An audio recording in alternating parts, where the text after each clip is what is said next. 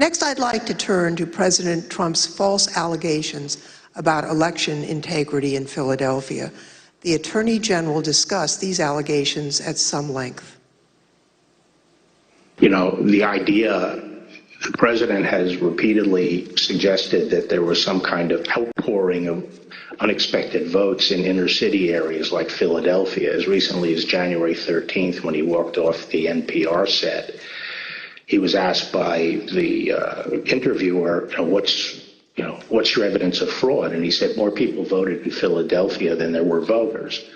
And that was absolute rubbish. The turnout in Philadelphia was in line with the state's turnout. And in fact, it was not as impressive as many suburban counties. And there was nothing strange about the Philadelphia turnout. It wasn't like there was all these unexpected votes that came out in Philadelphia. So, I think once you actually look at the votes and then there's an obvious explanation.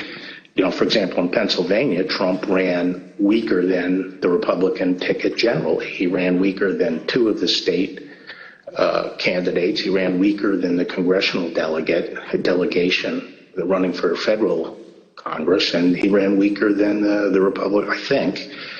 I haven't looked at this recently, but he generally was a weak element on the Republican ticket. So that does not suggest that the election was stolen by fraud. How about Pennsylvania and Bill McSwain? We were talking to the U.S. Attorney in Philadelphia about an alleged discrepancy between the number of absentee ballots issued and the number of ballots cast. Right. So that was one of the big ones for a period of time. I think that was raised at Gettysburg by Giuliani or something like that. But it kept on being repeated, and I found it annoying because it didn't seem that it was right. So I called McSwain, and he got back to me. He said, no, the problem is that Mastriano threw